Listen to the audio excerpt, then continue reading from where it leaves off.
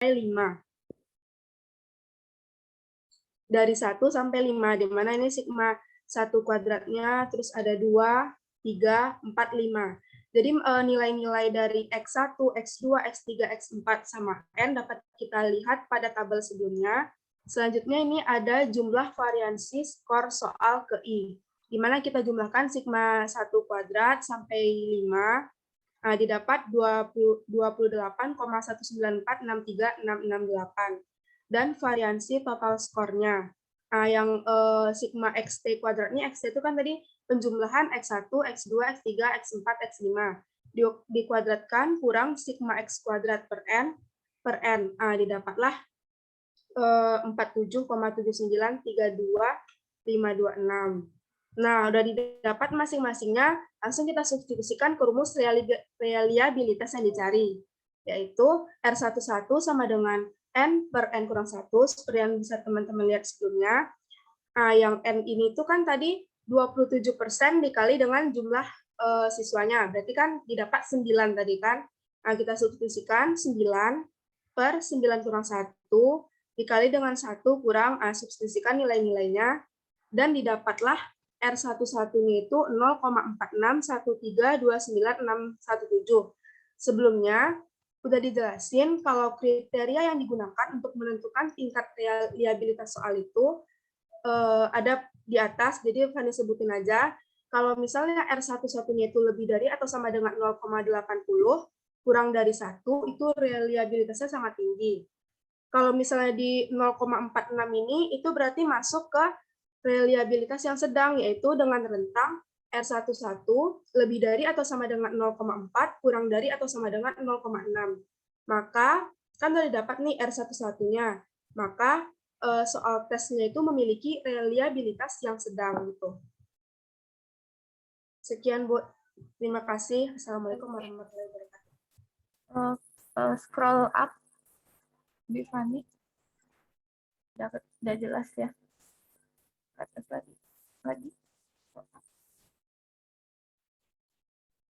Ibu pengen tahu. Udah ya. Sudah valid ya. Please scroll down lagi. Bagaimana cara mencari harian, scroll down sampai ke reliabilitas di sana?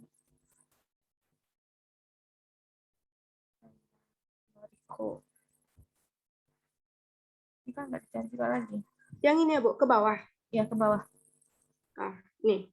Scroll down. Cara udah ditulis itu di rumusnya ya. Tadi iya, Bu, udah dijelasin. Tadi pengen nanya cara mencari variansi. Still do you still remember how to count the variant of the data? All of you nih, nggak Pak Bifani aja. Gimana cara mencari variansi dari sebuah data?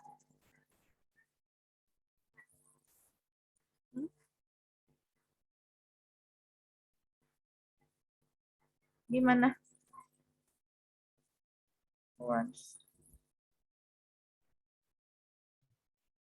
Yang S kuadrat itu, Bu?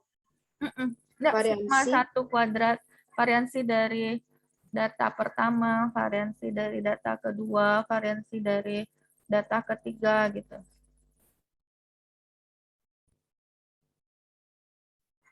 Rumusnya itu sigma dari XI kurang X bar kuadrat per N kurang 1. Per N kurang 1.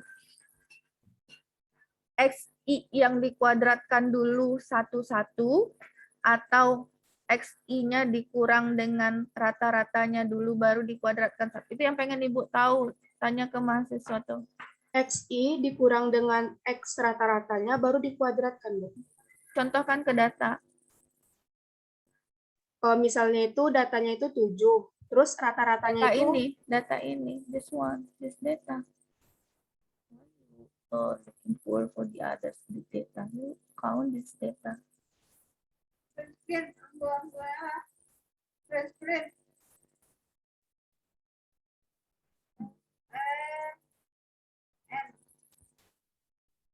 What's up?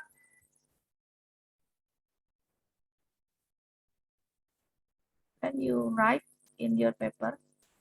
It's like This seems like Agil. Gimana, Bu? Bisa dituliskan di situ pakai note apa tuh ya? Oh, ini. Anote ya.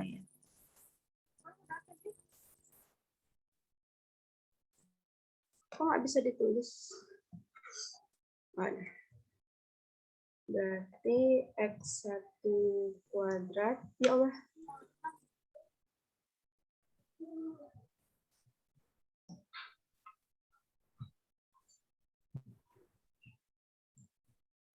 Bu Fani sebutin apa aja, Bu? Bisa ditulis ya, silahkan. Jadi X1 kuadrat berarti yang ini.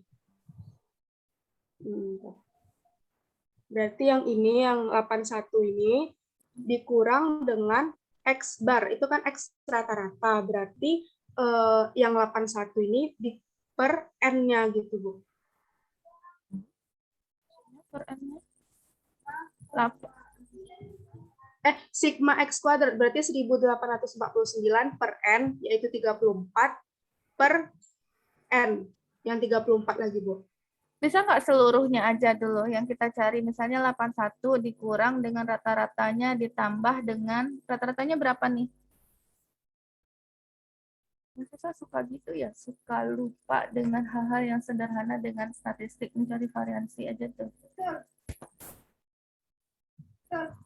Rata-ratanya Berapa rata-ratanya? 54,38, Bu. Nah, bisa nggak Ibu 81 kurang 54,38 dikuadratkan?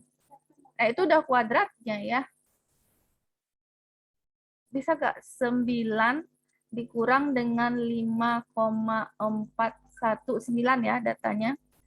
9 dikurang 5,49 dikuadratkan ditambah dengan 10 dikurang dengan 5,48 dikuadratkan ditambah dengan 10 kurang 5,48 dikuadratkan ditambah dengan 8 kurang 5,48 dikuadratkan ditambah dengan 6 dikurang dengan 5,48 dikuadratkan per 34 tadi ya, totalnya 34 kurang 1. Bisa nggak begitu nyari variansi?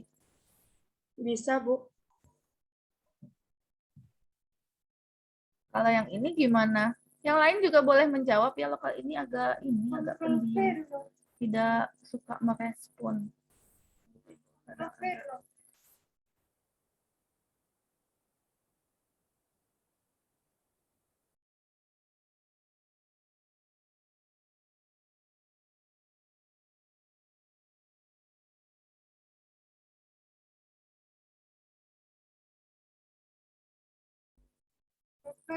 Gimana? Bisa, Bu, akan sama aja. Kalau dari Ibu kan nggak dikuadratkan dulu kan, Bu. Berarti XI-nya itu dikurang X bar per N. N kurang 1 gitu. Kalau yang ini kan udah dikuadratin, makanya dia langsung X kuadrat dikurang sigma X kuadrat per N gitu, Bu. Jadi bisa juga seperti itu, data-datanya satu-satu. Sama nggak hasilnya? Mau dicoba, Pak? Tapi ngitung lagi ya, you must calculate it ya. Oke. Oke, for the, berarti cari lagi sigma 2 kuadrat. Ya. Untuk semuanya dicari berarti, untuk masing-masingnya kan? Ya, cari dari sigma 2 dikuadratkan gitu ya. Berarti kalau sigma 2 dikuadratkan berarti nilai dari yang kedua gitu ya. Nilai dari yang kolom yang kedua. Terus cari berarti 5 ya. 5 yang dicari ya. Iya, Bu, 5. Karena ada 5 soal ya. Iya. Ya. Berarti tinggal dimasukkan ke rumus reliabilitas itu N per N kurang 1 kan, dikali dengan 1 dikurang dengan sigma I dikuadratkan per sigma T kuadrat. Sigma I dikuadratkan ada dicari sama mahasiswa, dijumlahkan ya Bifani.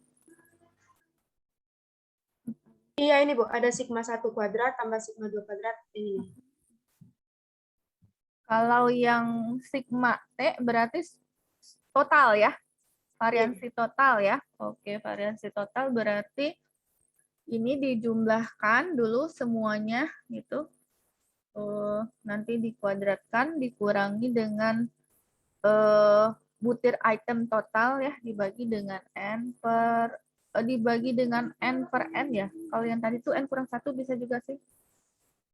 Data dikurang dengan rata-ratanya, rata-rata total berarti dikuadratkan, data dikurang dengan rata-rata total dikuadratkan per n kurang 1 ya, sama juga.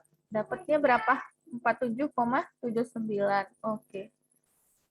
Sudah dimasukkan, dapat berapa yang reliabilitas hitungnya? 0, berapa nih Fani? 0,46 ya. 6, iya. Kalau dilihat ke rentang, ini termasuk yang gimana? Sedang ya? Iya. Reliabilitasnya. Nah, sebaiknya tuh reliabilitas tuh harusnya yang high, yang tinggi. Ya, memiliki reliabilitas yang tinggi. Baru lebih bagus reliabilitasnya ya. Oke? Iya, Bu. Bisa ada pertanyaan lagi, berarti ini Bifani ya. Oke, Bifani Josania. Nomor 2, Bu. Oh ya, nomor 2. Oke, fine. Tadi Agil ya? Udah tadi. Agil nih paling sering ini. Ini Agil kalau misalnya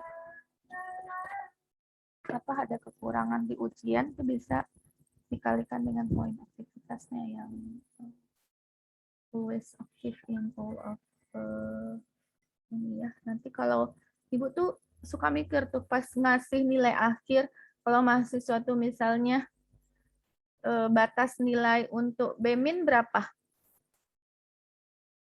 Batas nilai BMIN berapa sih? 64 ya? Atau 65?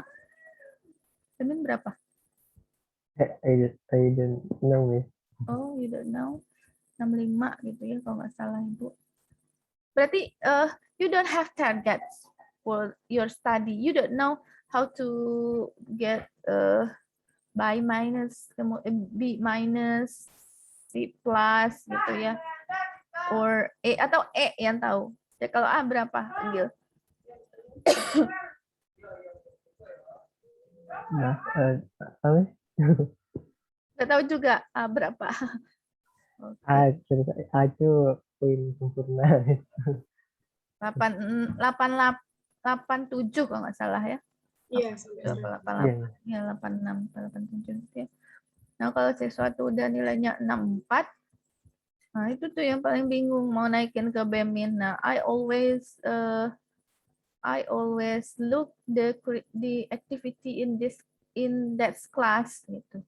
If there are many activity, sometimes if student is active in that class, I can give the value that for the first the student have got C plus, I can upgrade to B plus or A minus sometimes if the students active in that class, because if the student active, it's mean the student understand about the topic and learn by day by day gitu, nggak hanya di pas ujian, because in the last test I think the student sometimes have the problems, it's like nervous, it's like have problems in apa namanya, in environment, in parents and etc.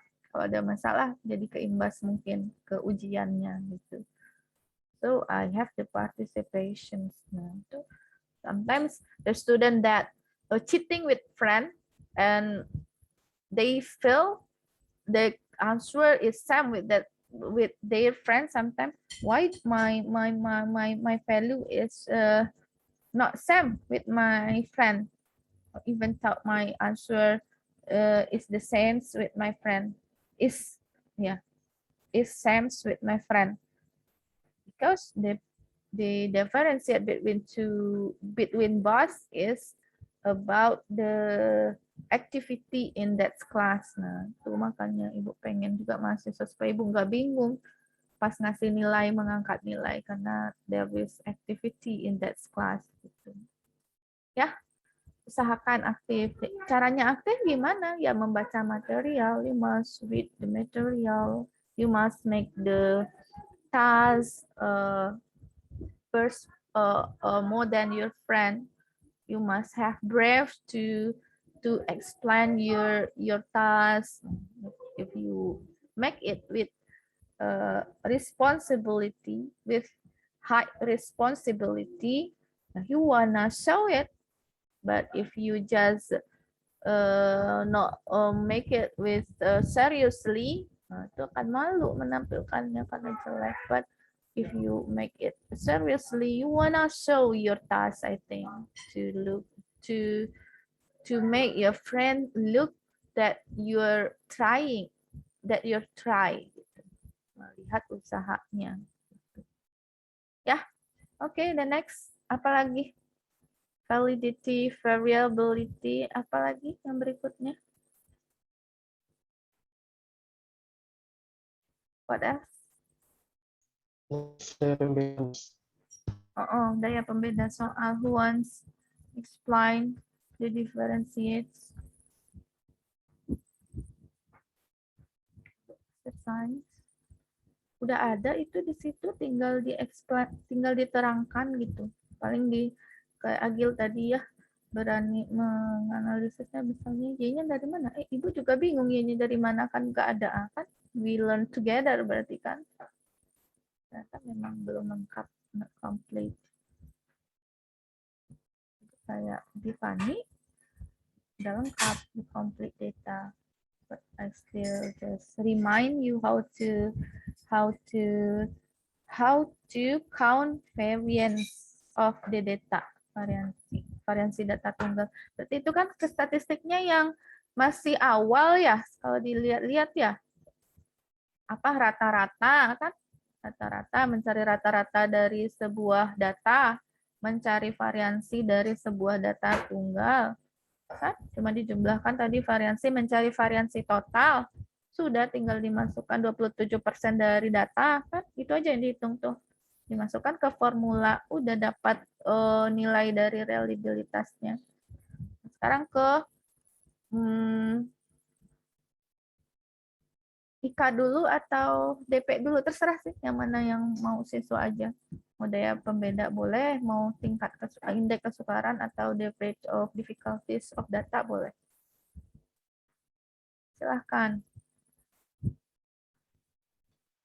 Nah, jelaskan ya indeks kesukaran. Indah Ramadhani Aditape. I have set ya. Set itu bentuk ketiganya apa? Set. Sudah men-setting gitu? Set juga ya? Okay. I have set all of participant allow share screen. Seharusnya gitu aja Ibu kemarin ya. Tidak menghabiskan waktu untuk make co-host. Jadi semua partisipan tuh bisa share screen sekarang. Ya, please di Indah Ramadhani. Tadi capek. Bisa nggak share screen?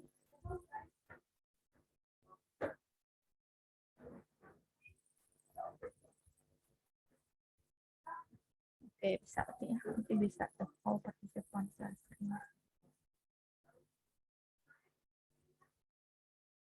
Assalamualaikum warahmatullahi wabarakatuh. Nah, selanjutnya itu ada analisis kesukaran, di mana dan-nya itu banyak siswa atau subjek penelitian 4 orang. Your share screen still process, Indah. Belum kelihatan tuh. Oh, ya, Back connection. Still process. Oke. Udah. Udah, ya?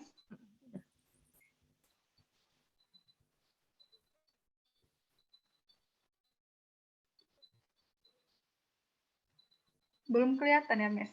Sudah. Sudah Nah, kelihatan. itu N-nya banyak siswanya ada 34 orang. Terus yang N-nya itu 27% dari 34, 9. Nah, untuk indeks kesukaran ini dihitung per soalnya. Untuk soal nomor 1, nah ini dia untuk soal nomor 1 ambil siswa dan kelompok 3 tadi yang luar di tabel.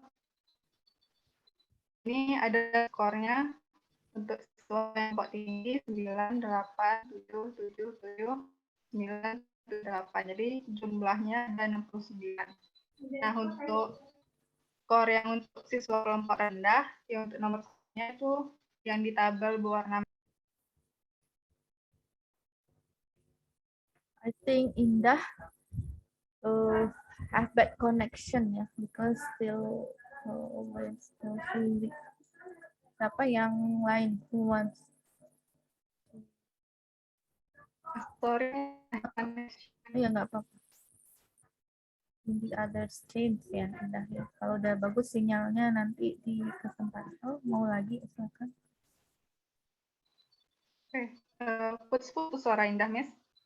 Yeah, sometimes I know that you have bad connection because your voice is not clearly. Kalau sekarang udah jelas, Miss. Indah kadang freezing. Sekarang lagi freezing atau Indah? Kalau dilihat masih salah. Masih putus-putus ini. Suara Miss jelas sih, Miss. Indah yang kayaknya punya have bad connection. Nanti aja ya Indah, kalau ininya signal in your place is come good gitu ya. I think you can close the screen. Let's close the screen. We give the chance to the other students that have a good connection. That is the disadvantage. Saya ingin menjelaskan, Miss. Apa tuh? Bisa, Miss. Oke, silakan. Close the screen, Indah. Oke. Hah? Fiza Tunisa. Oke. Fiza.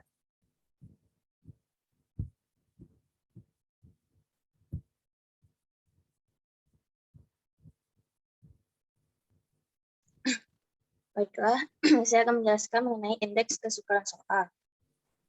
Jadi, indeks tingkat kesukaran soal itu dapat dilihat merupakan salah satu indikator yang dapat menunjukkan kualitas soal, apakah soal tersebut sukar, sedang, atau mudah. Semakin tinggi indeks kesukaran, maka semakin mudah soal tersebut, dan juga sebaliknya seperti itu. Jika indeks kesukarannya angka indeks kesukarannya rendah, maka soal tersebut akan semakin sukar. Untuk menghitung indeks kesukaran tersebut adalah IK sama dengan DT ditambah DR per 2 dikali M kali N dikali 100%.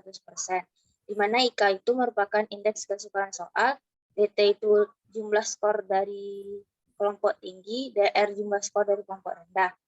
Sementara M merupakan skor setiap soal jika benar, dan N 27% dikali N. N ini merupakan jumlah peserta didiknya. Lalu untuk kriteria menentukan kriteria soalnya adalah soal itu dinyatakan sukar jika IK kecil dari 27%, dinyatakan sedang jika IK-nya itu lebih dari 27% dan kurang dari 73%. Dan soal dinyatakan mudah jika IK lebih dari 73%.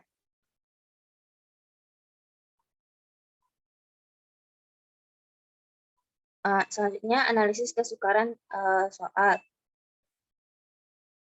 Di mana N itu banyak siswanya, ada 34 orang, N-nya 27% dikali N, di mana didapatkannya itu adalah 9,18, lalu dibulatkan ke bawah jadinya 9.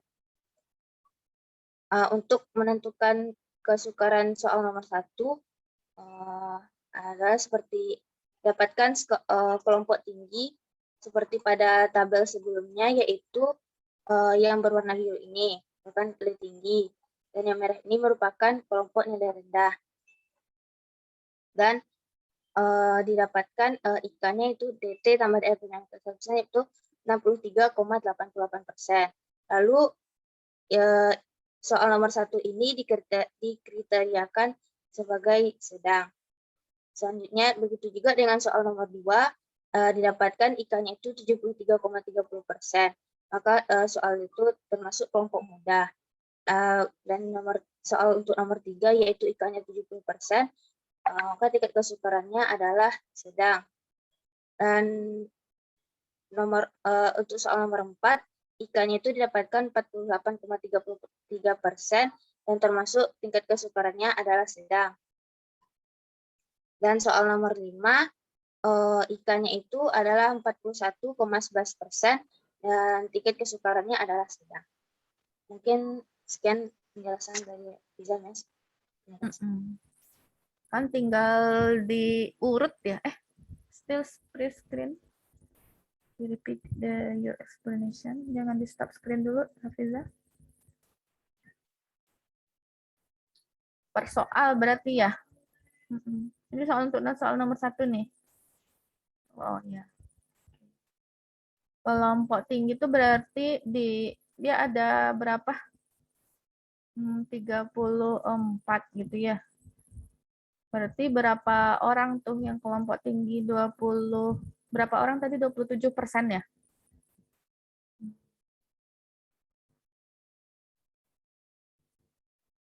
Oke, 9 berarti pilih ya 9 orang yang nilainya paling tinggi. Siapa-siapa aja orangnya tuh untuk soal yang pertama yang paling tinggi yang dapat skor. Ini Ibu tidak tahu ya, we don't know how to what the maximize score to get from the first exercise or first problems. Yeah, because we don't know what is the exercise. Pasti orang yang buat soalnya yang tahu tuh. Ada nggak dikasih tahu skor maksimalnya? Ada ya? Di soal di bagian atasnya tadi skor maksimalnya dituliskan enggak? Untuk soal nomor 1 berapa soal skor maksimalnya? Ada? Rasanya mahasiswa ada biasanya. Paling atas Hafiza. Sometimes, tapi kadang-kadang enggak juga dituliskan skor maksimalnya. Nah, ini tuh. Ada nggak dituliskan skor maksimalnya sama siswanya untuk soal nomor 1? Enggak ada ya? Udah dikoreksinya ya yang ada. Oke. Turn down again. Berarti mungkin dari 10, ini mungkin. Jadi 9 dia dapat skornya. Yang si S22 nih. Ya. Terus si S6 dapat 8, S14 dapat 7, S2 dapat 7. Berarti ini adalah 9 siswa terbaik untuk soal nomor 1 gitu ya. Kemudian 9 siswa terjelek berarti dari atas ya. Dari bawah ini. Dari bawah 9 siswa paling bawah gitu ya Hafizah. That's right. Ya, Mas. Oke, scroll down. Ini rumusnya IKA tuh. Jumlah dari skor 9 siswa ya Hafizah, Tunisa. Berarti jumlah yang tadi itu 69. Jumlah siswa terendahnya 46 gitu ya. M kali N itu apa? 2M kali N. Jadi 2M kali N itu, M-nya itu skor tertinggi, Mas. Dan N-nya itu apa namanya ini misal jumlah yang hasil N. 27%. Iya, 27% dikali 34. 27 itu udah ketentuan tadi ada siswa yang nanya. 27% is the rule of the formula gitu ya. Nah, itu dapat 63,88%. In the classifications, in the classified, this exercise is middle ya. Soalnya kita juga nggak tahu yang mana. Kalau kita tahu soalnya apa, kita bisa relate gitu ya. Kenapa ini soal bisa sedang gitu ya. Arti sedang tuh apa berarti? Berarti siswa rendah juga masih bisa menjawab, still answer that question. Gitu ya. But kalau tingkat kesukarannya is bad, itu maksudnya apa? What does mean? Kalau jelek artinya apa? Kalau bagus artinya that's problems can differentiate between the student that have high ability and the student that low ability. Berarti bisa membedakan mana siswa yang tinggi, mana siswa yang rendah. Gitu. Apa artinya kalau jelek? Berarti susah untuk membedakan tingkat Berarti terdidik ini. Bisa artinya dijawab semua orang. gimana, Gil? Bisa nanti soal itu dijawab benar oleh semua peserta didik ini. Jadi nggak bisa dibedakan. Bisa jawab benar, juga bisa dijawab salah nggak? Kalau salah sulit ya. Bisa bisa jawab salah. Oke, iya bisa. Yang rendah juga mampu. Bisa jadi yang bawah malah yang mampu menjawab banyak dibandingkan dengan yang tinggi, itu ya. Oke, jelas. Udah ya? Bisa paham kan ya? Cuma ini yang kurang lengkap tadi validity. Oke, nanti soalnya I wanna look. Izin bertanya, Miss. Indah ya? Oke, silakan Indah. Iya, Miss. Indah mau tanya, Miss, yang di bagian hitung indeks kesukaran nih, kenapa nggak dihitungnya? Tadi kan ini kan siswanya itu sebenarnya kelompok tinggi itu dari total skornya kan, Miss, semua soal gitu. Nah, kenapa pas ngitung indeks kesukaran ini kan ngitungnya soal, Miss? Kenapa nggak diambil siswa yang emang benar-benar dapat skor tertinggi tiap soal gitu, Miss? Kayak di soal nomor 2 itu kan ada yang dapat nilai agak rendah gitu, Miss, yang siswa kelompok tingginya. Terus yang di kelompok rendahnya ada yang dapat nilai tinggi. Emang itu nggak diurut ya?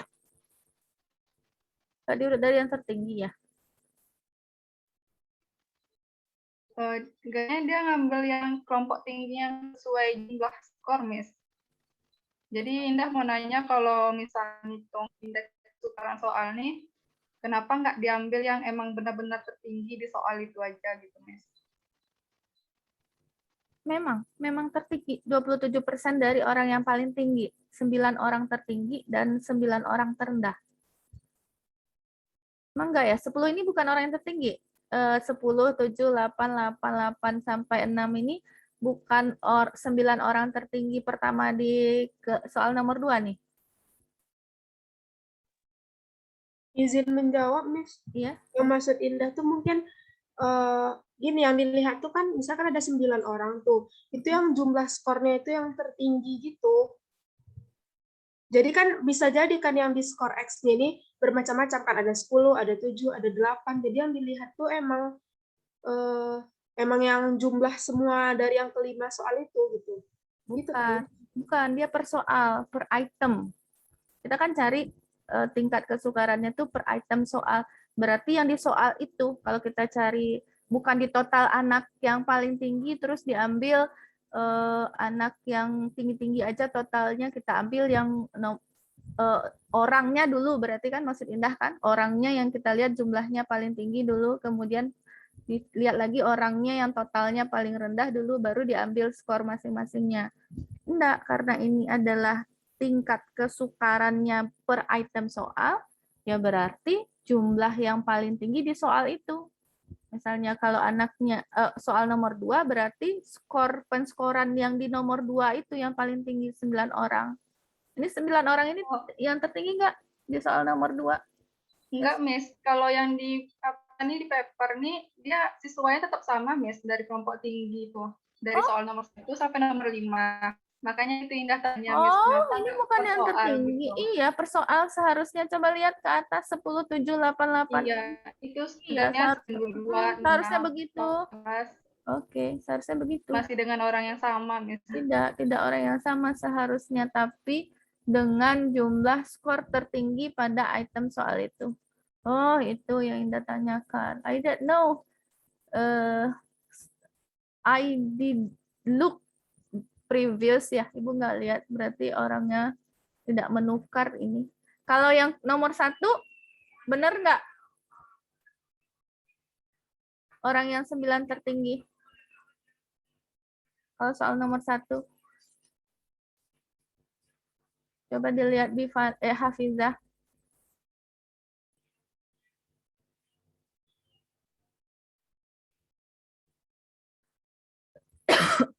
Nah, tuh. Itu enggak datanya tadi. 9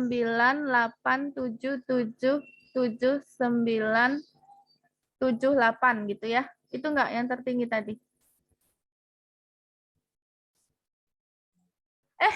Ibu yang keliru ini. Benar ini bukan di item soal. Oh ya Allah, ini. Tapi anak atas setelah di ranking.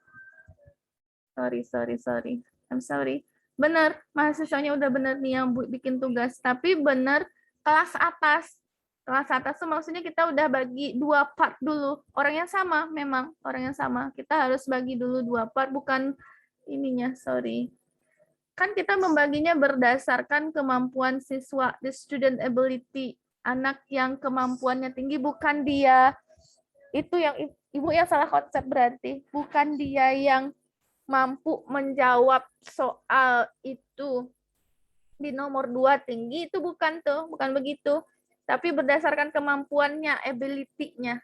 The student that have the high ability dibagi berdasarkan kelas atas dan kelas bawah dari calculate of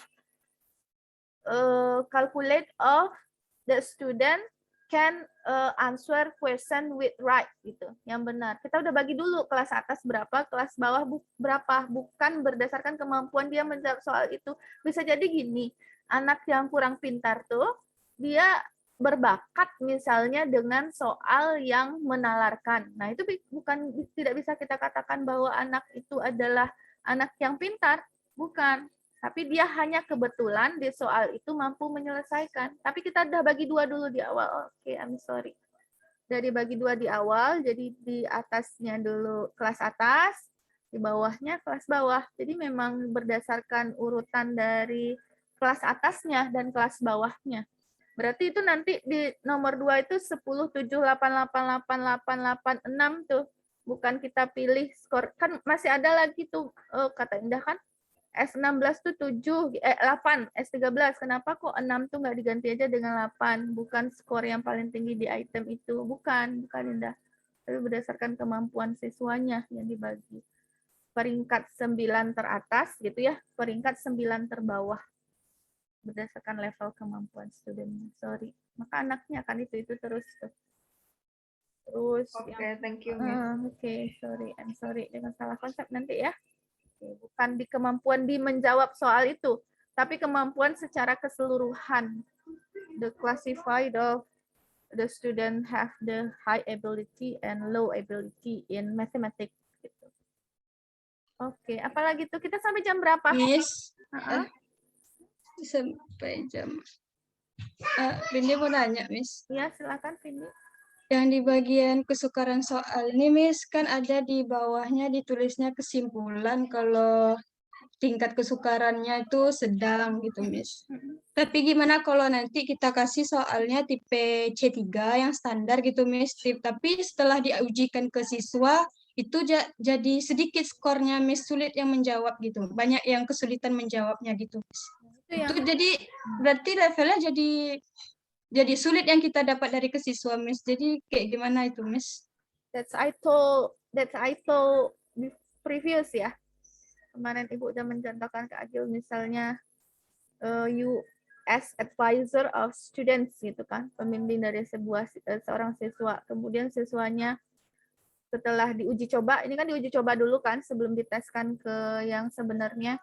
Ternyata dari hasil uji coba soalnya sulit gitu ya. Sometimes I realize it. Ibu membiarkan itu ya nggak apa-apa. Soalnya sulit gitu. Ya nggak apa-apa soalnya mudah gitu. Tapi kan di sini keseringan itu selalu dikondisikan ke sedang itu adalah baik gitu. Padahal kan nggak apa-apa. Kita kan ngasih soal bervariasi ya ke studentnya. Nah itu tergantung your advisor. Ya tergantung pembimbingnya nanti. Pas mau uji coba. Kalau Ibu sih biarin aja, misalnya ada 1 soal mudah, kemudian dari 5 soal atau 6 soal gitu ya, ada 2 soal sedang, ada 2 soal sulit, kan dalam ujian kalian juga begitu ya, pasti ada soal sulit kan. Kalau kita kan levelnya tuh harus have various gitu ya, memiliki variasi. Kan kita buatnya dari C1 sampai C6. Nah dari higher order thinking itu pasti sulit for the students gitu kan. Nah, kalau mau kadang advisernya mau harus ke sedang semua, berarti nanti disuruh revisi itu mahasiswanya. Tapi kalau misalnya membiarkan ya nggak apa-apa. Asal jangan terlalu mudah semua kan itu jadi aneh. Atau terlalu sulit semua kan jadi aneh. Nah,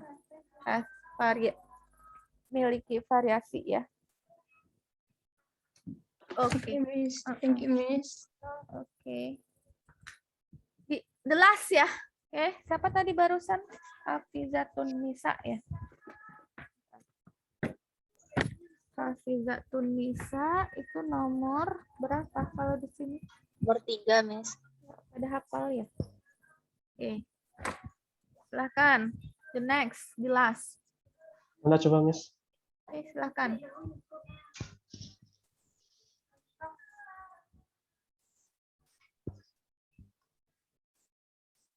Sudah kelihatan, teman-teman? Yes. Sudah nih. Oke, terima kasih, Gia. Baiklah, yang terakhir, pembahasan kita pada hari ini adalah tentang daya pembeda soal. Jadi pertama kita kaji dulu teorinya, baru kita lihat contoh berdasarkan PDF yang telah diberikan oleh Miss. Jadi daya pembeda ini, pada intinya adalah kita mencari per soal nantinya. Jadi kita bisa membedakan sebuah soal ini apakah terlalu membedakan siswa dengan berkemampuan tinggi dengan siswa berkemampuan rendah. Nah, cara-caranya sudah sistematis dalam PDF ini. Langkah pertama, mengurut data dari nilai tertinggi sampai terendah.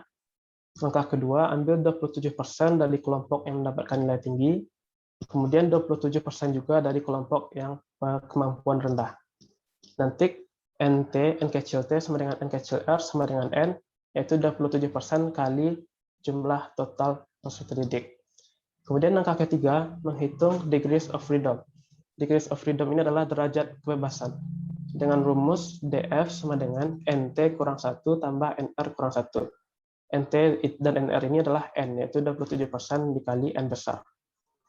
Kemudian baru yang terakhir kita substitusi hasil-hasil yang telah didapatkan sebelumnya ke rumus daya pembeda soal, yaitu IP, indeks pembeda soal, seperti rumus yang telah tertampil di share screen sekarang ini. Kita bisa melihat kalau MT itu adalah rata-rata skor kelompok tinggi, kemudian MR adalah rata-rata skor kelompok rendah dikurangkan dahulu, kemudian dibagi akar dari jumlah kuadrat divisi skor kelompok tinggi ditambah jumlah kuadrat divisi skor kelompok rendah dibagi N dikali N kurang 1.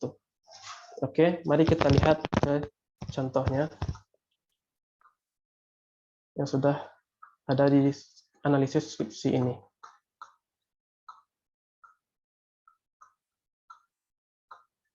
Ini dia analisis daya pembeda. Jadi yang pertama yaitu kita tentukan dulu banyaknya subjek penelitian kita, itu banyak siswa, itu sebanyak 34 orang, sama seperti yang sebelumnya. Kemudian nilai N kecil sama dengan 27% kali N, dan N besar ini adalah 34 orang. Jadi 27% dari 34 adalah 9,18, kemudian dibulatkan jadi 9. Jadi NT sama dengan NR sama dengan 9. Nah, pertama sudah diketahui IP tabel yaitu 2,12. Jadi kita cari per soal pertama dahulu, dan kelompok tinggi, kelompok rendah ini sudah diklasifikasikan di awal dulu, seperti penjelasan sebelumnya. Kelompok tinggi, ini dia skornya diperoleh oleh masing-masing kelompok tinggi, bisa lihat pada tabel, kemudian dijumlahkan, MT-nya adalah skor rata-ratanya. Kemudian kelompok rendah juga ada skornya, itu X-nya, dijumlahkan, kemudian rata-ratanya. Jadi 5,11 inilah MR harusnya. Nah, kemudian dicari juga XT, seperti yang nampak pada layar, yaitu X kurang MT. Jadi skornya dikurang rata-ratanya. Kemudian SR juga begitu, ada rinci di PDF ini. Kemudian SR dikuadratkan. Dan XT juga dikuadratkan nanti. Substitusi ke rumus IP, indeks pembeda, maka diperoleh untuk soal 1, IP hitungnya 2,505. Dan kita tahu 2,505 lebih dari 2,12 itu IP tabel. Maka nomor 1 signifikan. Jadi nomor 1 ini cukup membedakan soal bagi siswa berkemampuan tinggi dengan berkemampuan rendah.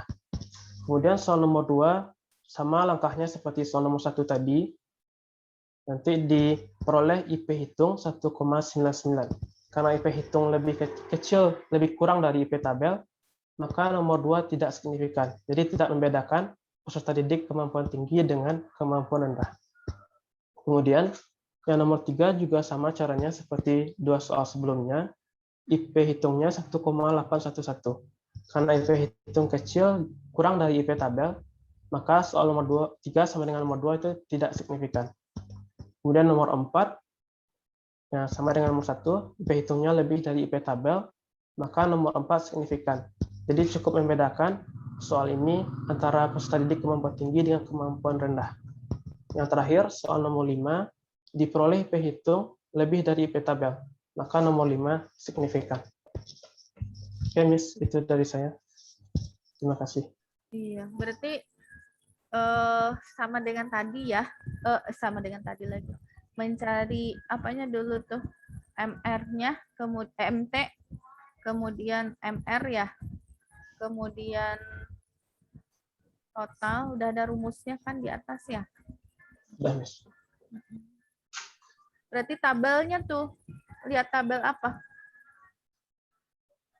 Punya tabel yang statistik untuk N-nya 34 berarti ya. Nanti dilihat T-tabel tuh di sana sudah dibuat sama mahasiswanya 2,12. Nanti lihat sendiri di tabel untuk N34. Oke. Kemudian dapat berapa indeks pembeda yang 2,505, Miss. Soal nomor 1. 2,505. Kalau diklasifikasikan itu apa? Nah, IP hitung lebih dari IP tabel, maka nomor 1 ini signifikan. Signifikan itu artinya apa? Jadi soal nomor 1 ini cukup membedakan kemampuan peserta didik baik kelompok tinggi dengan kelompok rendah. Itu ya, kalau sudah diuji coba, berarti nanti mahasiswa dari pembelajaran ini sudah tahu apa yang dilakukan ya sebelum penelitian gitu. Jadi untuk thank you Nanda, Ibu dulu please for close screen. I wanna go to SMA Pembangunan, mau ngeliat anak PL, bentar. Nanda Afrian. Apa tadi? Gimana tadi? Kalau misalnya kalian udah punya sekelompok task gitu ya, sekelompok soal yang mau kalian teskan setelah akhir eksperimen gitu ya, diuji cobakan dulu ke sekolah lain yang memiliki karakteristik yang sama, misalnya sama-sama A, karakteristiknya, akreditasinya, semua anaknya sama, terus kalian scoring per soal tuh, terus cari control of test-nya dulu, apa namanya, validitasnya. Kalau ke Ibu misalnya validasi dulu kan, validasi itu kan ada macam-macam, ada validasi yang produk moment yang dihitung per itemnya, ada validasi yang ke dosen konstruknya. Kalau kata dosen ini revisi ini kalimatnya nggak bagus nih, berarti kalian perbaiki dulu. Kemudian cari produknya, misalnya REQ-nya tidak valid misalnya, ya tadi nilai Y-nya yang Ibu hutang ya ke mahasiswa, nilai Y-nya dari mana tuh dapatnya gitu, kok nggak ada di soal. Nanti I wanna looking back to my file and I will share in at e-learning. Nah kalau misalnya udah valid dari dosennya udah valid juga, udah revisi berkali-kali gitu ya, cari apa lagi? Reliabilitas. Nah kalau reliabilitasnya udah tinggi berarti udah oke. Cari apa lagi? Soalnya ke tingkat kesukaran dan daya pembeda. Nah, kalau udah sinkron semuanya, baru nanti boleh soalnya diteskan. Jadi panjang perjalanannya tuh untuk mendapatkan soal yang terkontrol gitu ya.